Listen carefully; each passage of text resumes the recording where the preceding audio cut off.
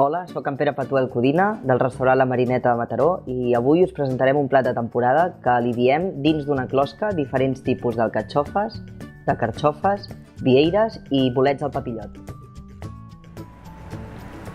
Us presento els ingredients. Aquí tenim la closca amb un flam de carxofes, que el fem nosaltres. Aquí tenim unes carxofes confitades i marcades a la planxa. Aquí tenim el papillot de bolets, amb un mix de bolets que porta rovelló, rossinyol i rossinyol de pi. Aquí tenim la vieira marcada a la planxa i aquí les xips de carxofes. Aquí tenim el papillot de bolets, que quan arriba a la taula amb la paella el que fem és obrir-lo i el client percep tota l'aroma dels bolets i del papillot.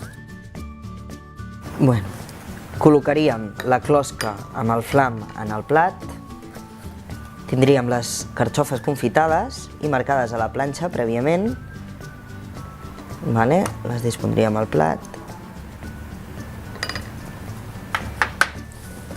agafaríem la vieira marcada.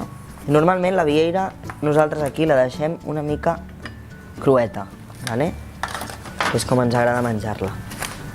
I després unes xips de carxofa,